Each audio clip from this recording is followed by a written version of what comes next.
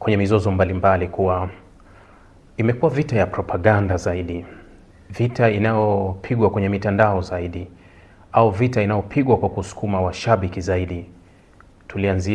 Ukianza vita za nyuma hapa, vita za nyuma mfano za Iraki na vita za Afghanistan, zilikuwa propaganda kubwa inapigwa kwenye vyombo vya habari. Ilikuwa ni radio na television ndio zilikuwa zinagonga propaganda.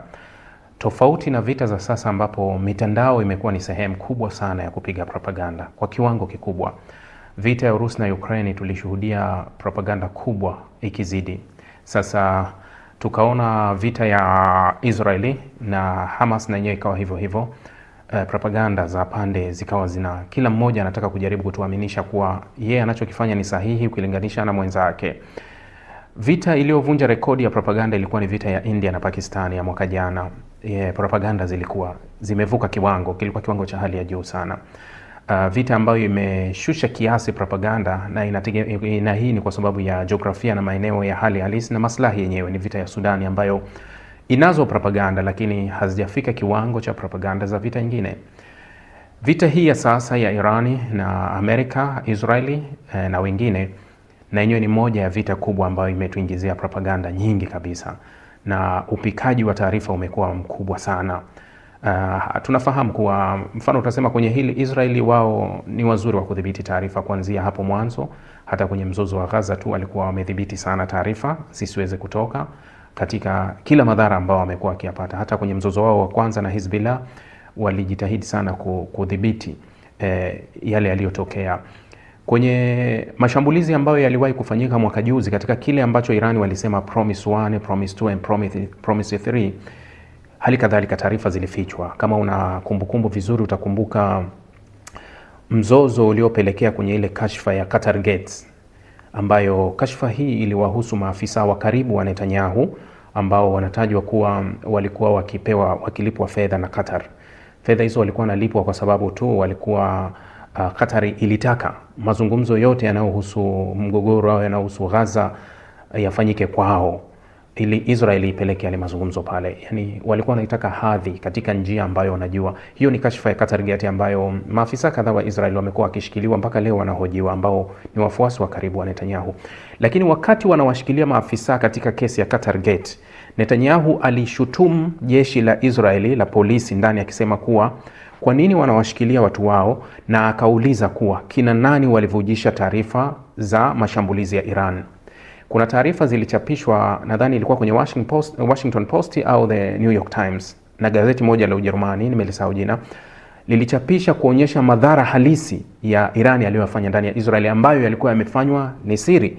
Kwa hiyo Netanyahu wakati huo aliwauliza kuwa kwa nini hawa watu waliovujisha taarifa hizi hawajakamatwa au wameenda kukamatwa wafuasi wake ambao walikuwa kwenye kashfa ya Qatar Gates. Kwa hiyo unaweza ukaelewa maana halisi ya ufichaji wa taarifa, kuwa taarifa zinaweza zikawa zimefichwa. Mfano nitakwambia, Israeli jana imetujulisha kuwa majeruhi kwenye wiki moja takriban wamefika 1837. 1837. Vifo inavyovitaja ni vifo vya watu 10. Watu 9 walikufa pamoja Beit Shemesh. Katika shambulizi moja watu 9 walikufa kule Beit Shemesh. Mmoja alikufa sehemu nyingine. Sasa kwa akili yako tutumia kuwachukua 1800 katika mashambulizi yote yaliyoelekezwa ndani ya Israeli.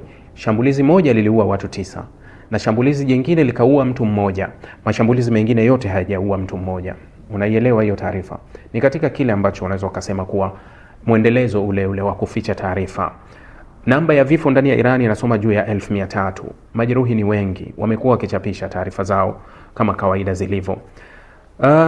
Kuna mengi yanaendelea, lakini kikubwa ni kuwa huenda Irani wakamtangaza mrithi wa Khamenei. Nadhani si muda sana, kutokana na vyanzo ambavyo vinaonyesha vyombo vya habari kuwa nani atafata, licha ya kuwa Donald Trump alisema kuwa ni lazima ashirikishwe katika kumchagua kiongozi mpya ajaye wa Irani.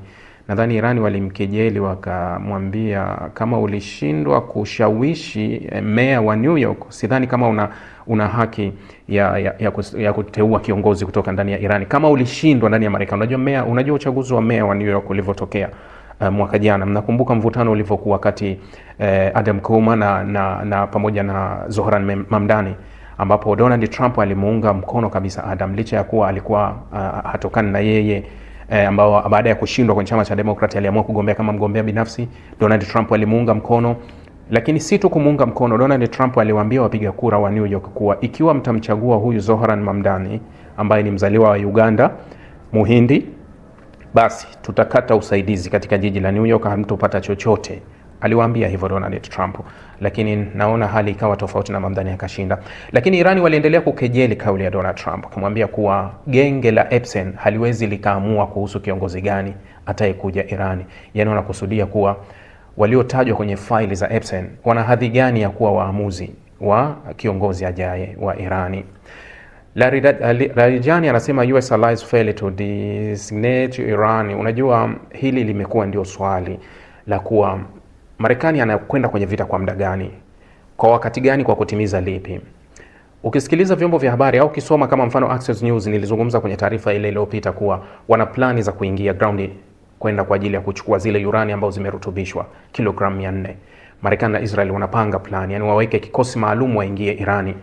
Lakini unaona kuwa kwangu mimi naona kama unapeleka, yani unatangaza ndoa hali ya kuwa hujaposa wala hujalipa mahari wala huna mchumba. Inaweza ikawa hivyo tafsiri kuwa vipi unaweza ukatangaza kwa kiwango hiki? Nilikuwa nimesoma chapisho moja lilikuwa kwenye ngoja nione, nadhani ilikuwa ni kwenye Washington Post. Ilikuwa ni kwenye Washington Post. Hii taarifa anasema tathmini ya siri iliyofanywa na Baraza la Kitaifa la Ujasusi la Marekani inahitimisha kwamba hata shambulio kubwa la kijeshi la Marekani haliwezi kuangusha mfumo wa kisiasa na wa kijeshi wa Irani. Ripoti hiyo ilinukuliwa na vyanzo vitatu vilivyofahamu hati hiyo. Inapinga madai kwamba Washington inaweza kuondoa uongozi wa Irani na kufunga haraka serikali na kuhakikisha kuwa inaweka serikali mbadala.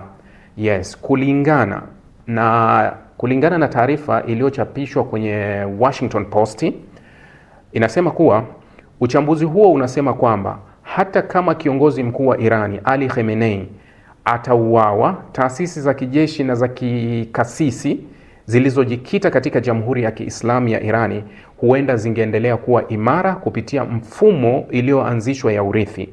Maafisa wa ujasusi pia walitathmini kwamba upinzani uliogawanyika wa Irani hauna uwezo wa kunyakua madaraka baada ya shambulio lolote hilo. Taarifa hii inaenda kukubaliana na kile alikizungumza Marco Rubio, waziri wa kigeni wa Marekani, kabla ya mzozo. Wakati wa mazungumzo, nadhani aliwahi kuhojiwa, akasema kuwa ni vigumu kufanya mazungumzo na Irani. Kwa sababu ya ugumu wa kufanya mazungumzo na Irani, ugumu wake ni kuwa hii mifumo ya Irani ilivyosetiwa haifanyi maamuzi kwa mtu mmoja. Ni mfumo uliosetiwa unakwenda kufanya kazi hatua kwa hatua. Yani hawa watu wako solid. Taarifa hii inasema kuwa hata kama itatokea ambush ya kutikisa serikali, kutikisa IRGC, upinzani uliopo ndani ya Irani umegawanyika, yani umegawika, hauna nguvu ya kuchukua mamlaka, hauna nguvu ya kureplace hiyo nafasi. Unapozungumzia kuhusu mabadiliko ya utawala ndani ya Irani, ni kama umekwenda mbali sana, kwa sababu kuna vitu viko mwanzo kabisa unakuwa umevikwepa sana, lakini wewe unakuwa umekwenda mbali sana kufikia hivyo.